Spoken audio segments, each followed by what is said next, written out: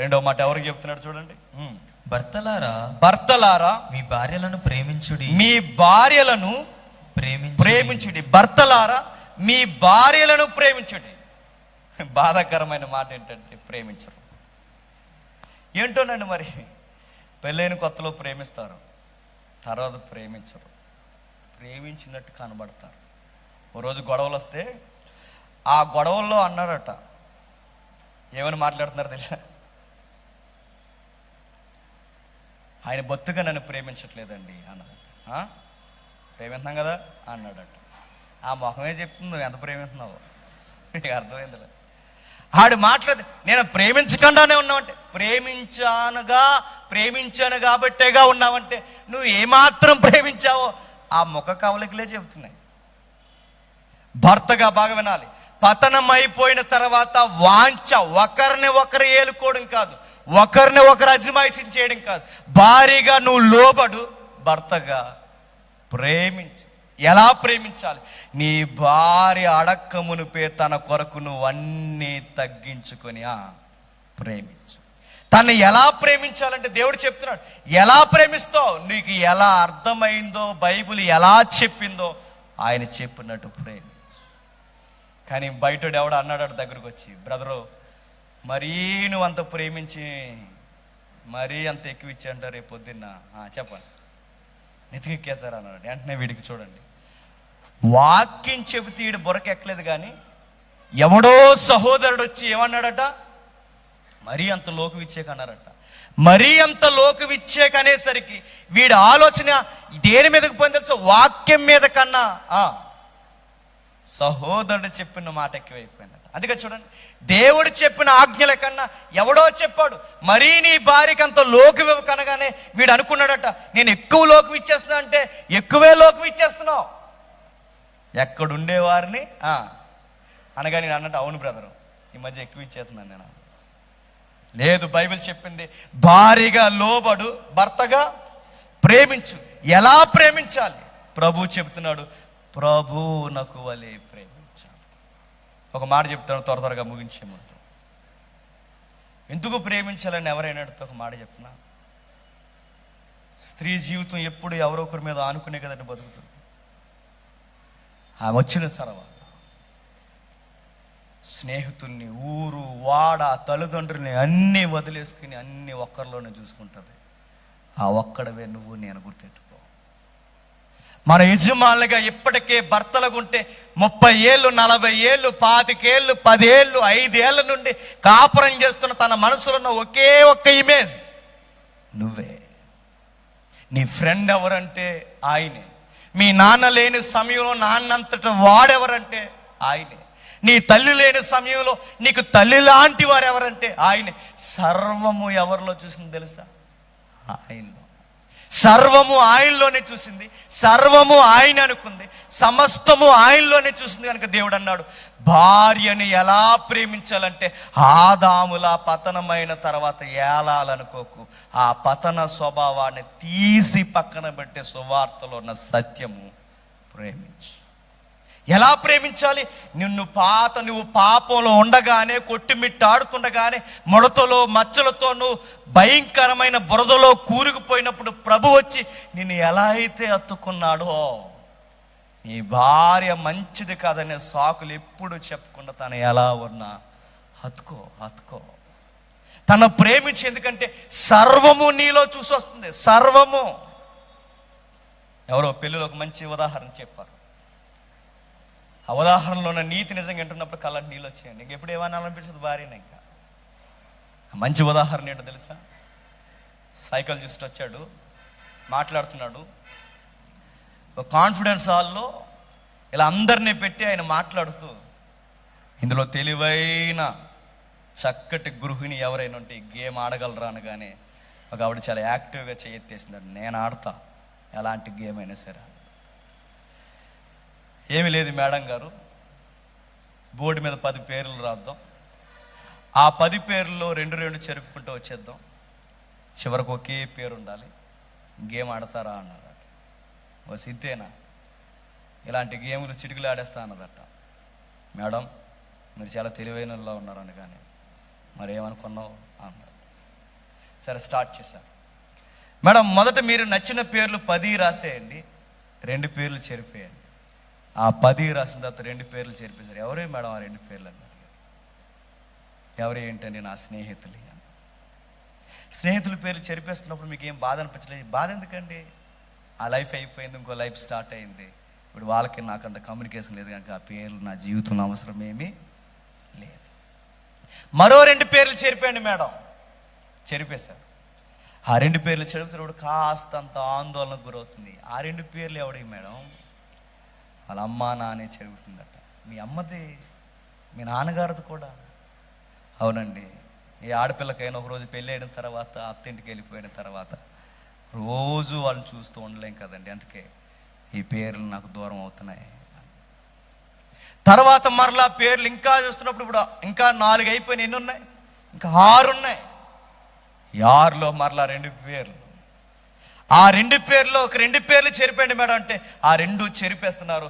ఆ చెరిపేస్తున్నప్పుడు ఈ పేర్లు ఎవరి అని అడుగుతున్నప్పుడు ఆ 2 పేర్లలో ఒక పేరు మాట్లాడుతూ నా స్నేహితులు అయిపోయారు, నా తల్లిదండ్రులు అయిపోయారు.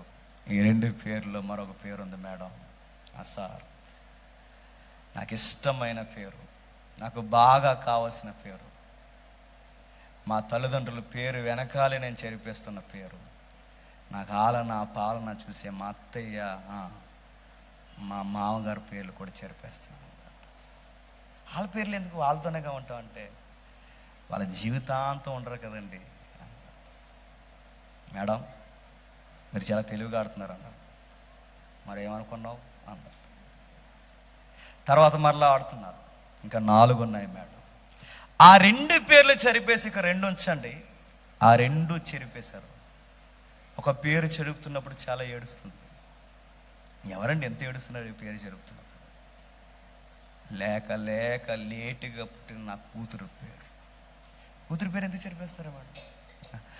ఈరోజు నేను నా కుటుంబం నుంచి ఈరోజు అత్తింటికి ఎలా వచ్చానో ఒకరోజు నన్ను విడిచి కూడా నా కూతురు ఏదో ఒక అత్తింటికి వెళ్ళిపోదు కాబట్టి నేను కూడా లైఫ్ లాంగ్ ఉండే పేరు ఇది కాదని నాకు తెలుసు కనుకే చెరిపేస్తున్నాను అంట.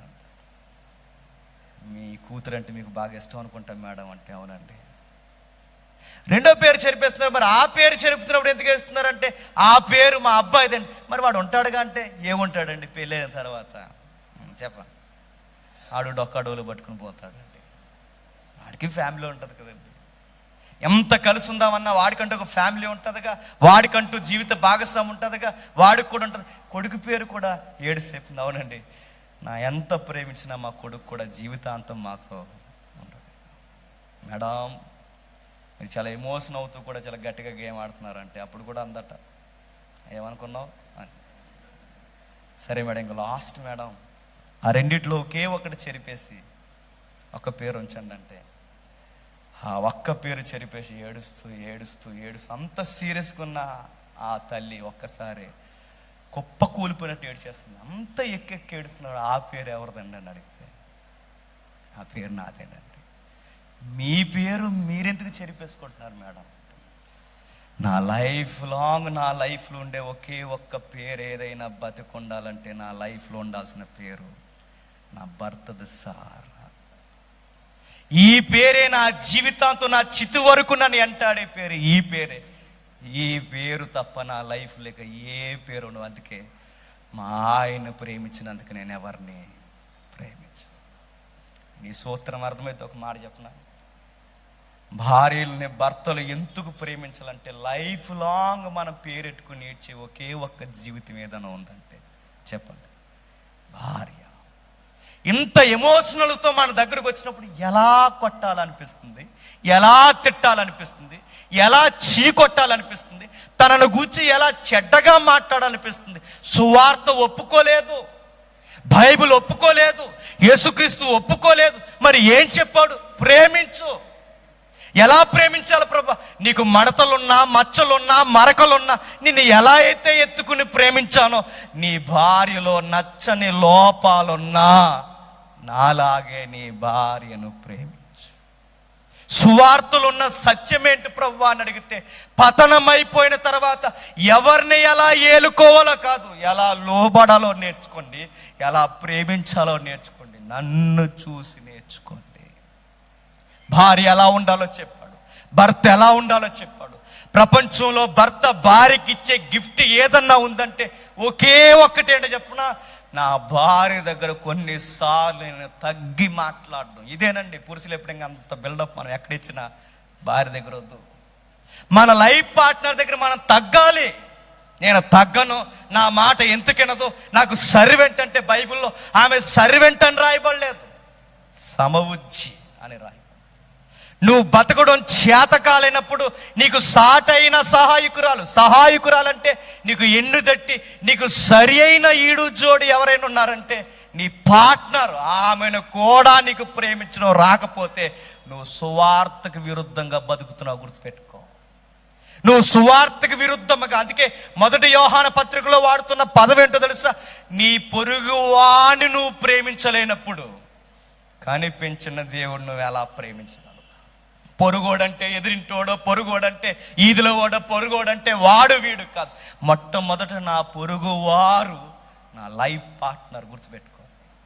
నా జీవిత భాగస్వామి, అది భర్తకైనా భార్యకైనా. నేను వీరినే ప్రేమించకపోతే మనం బైబిల్ పట్టుకుని సంఘాలకు వచ్చి మనం ఏమి నేర్చుకుంటున్నాం చెప్పండి. క్రిస్టియన్ ఫ్యామిలీ అంటే ఎలా ఉండాలో తెలుసా? వారిని చూస్తుంటే పౌలు అంటాడు, చివరికి వెళ్ళేసరికి వీళ్ళు ఎంత అన్యోన్య సహవాసంతో ఉండడానికి కారణం ఏంటబ్బా అని అడిగితే, వాళ్ళు వినే సువార్తను బట్టి అలా ఉన్నారంట అని బయట వాళ్ళు చెప్పుకోవాలంట. సువార్త సత్యము నీకు నాకు నేర్పిస్తున్నది అదే. భర్తలారా, మీ భార్యలను ప్రేమించండి. ఎంతగా ప్రేమించాలి? నా భార్య కొరకు తనను తాను ఇచ్చేసుకున్న ప్రభువునంతగా ప్రేమించాలట.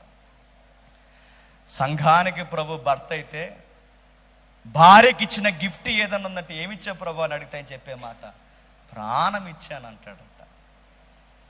పెళ్ళి అయిన వారు, పెళ్ళి కావాల్సిన వారు ఎవరైనా ఉంటే అడుగుతున్నారు, రేపు పొద్దున్న నీ భార్యకు నువ్వు ఇచ్చే గిఫ్ట్ ఏదైనా ఉందంటే గుర్తుపెట్టుకో, తనను తాను ఇచ్చేసుకో.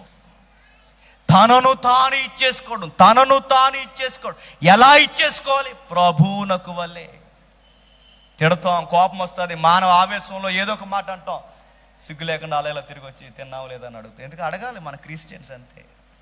నేను మాట్లాడిన ఈ రోజు నుంచి నువ్వు నాకు ఫోన్ చేయకు, నీ నెంబర్ బ్లాక్ చేస్తాడు, కుదరదు. దేవుడు అంటాడు, ఏడ్రా ఎక్స్ట్రా చేస్తున్నావు అంటాడు దేవుడు. ఆయన అడుగుతాడు, ఆయన ఇచ్చిన కమాండ్స్ ఏంటో తెలుసా? ప్రేమించు. ఎందుకు ప్రేమించాలి ప్రభు అంటే, పతనమైపోయిన మీలో వచ్చిన జాడ్యమే అది. ఎందుకు ప్రేమించాలన్న ప్రశ్న, ఆ ప్రశ్న తీసి ప్రేమించు. ఆదాము దగ్గర అవ్వ వ్యవహరించింది అదే, అవ్వ దగ్గర ఆదాము వ్యవహరించింది అదే. ఆ వ్యవహరించిన పదమే వాంఛ. ఎప్పుడు ఎవరిని మింగేద్దామా అని ఎలా అయితే పాపము వాంఛ ముడేసుకుని ఎలా అయితే ఏలిక చేయాలని ఆ రోజు నుంచి ఎదురు చూస్తుందో, ఈ రోజుకి కూడా కుటుంబాల్లో ఆ ఇగోయే, ఆ వాంఛే రన్ అవుతూ ఎవరిని ఎలా కిందెట్టుకోవాలా, నా మాట ఎప్పుడు పైనెట్టాలని ఆలోచిస్తున్నారు. బైబిల్ చెప్పేసింది, మీరు ఒకరినొకరు ప్రేమించుకోవాల్సినదే. నువ్వు ఎన్ని వివరణలు ఇచ్చినా, ఎన్ని మాట్లాడినా దేవుడు అలా ఉందా నీ బాధ అండ ఆయన, నేను చెప్పేది చెయ్యి అంటాడు ఆయన. అలా చేస్తున్నారండి, ఇలా చేస్తున్నారండి, మాట ఏంటలేదు, నువ్వెన్నైనా చెప్పు. దేవుడు చెప్పాడు, నీకన్నా ముందే భవిష్యత్తు తిరిగిన దేవుడు అన్నాడు, ఈ మనుషులు ఎలాంటి వారో తెలిసిన దేవుడే అన్నాడు, నువ్వు ప్రేమించు.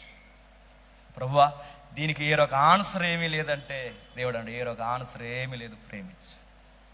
ఆ మాట చెప్పనా, ఈ అధ్యాయం నాకు అంత నచ్చదండి, నిజంగానే చెప్తున్నాను ఓపికగా. ఎందుకు నచ్చదంటే, మనం అలా లేం గనక నచ్చదు. లోబడ్డం నచ్చదు మనకి, మాట్లాడడం నచ్చదు మనకి, ప్రేమించడం నచ్చదు మనకి, వాళ్ళ కోసం తగ్గిపోవడం నచ్చదు. ఎందుకు ఈ అధ్యాయం నచ్చదంటే, సహజంగా ఏ పురుషుడికి ఈ అధ్యాయం నచ్చదు. మనం ఎప్పుడు ఒక మెట్టు పైనే ఉండాలనుకుంటాం, కానీ ఈ అధ్యాయం ఏమంటుంది తెలుసా? ఆ మెట్టు నీ జీవిత భాగస్వామి కోసం దిగి రా. ఎందుకు దిగాలి ప్రభు అంటే, నీకు సువార్త అర్థమైతే దిగి రా, నీకు సత్యం అర్థమైతే దిగిరా. సువార్తలో ఏముందంటే సిలువే కాదు, సువార్తలో ఉన్నది సిలువ వేయబడిన క్రీస్తు మాదిరి ఉంది. భార్యని ఎలా ప్రేమించాలో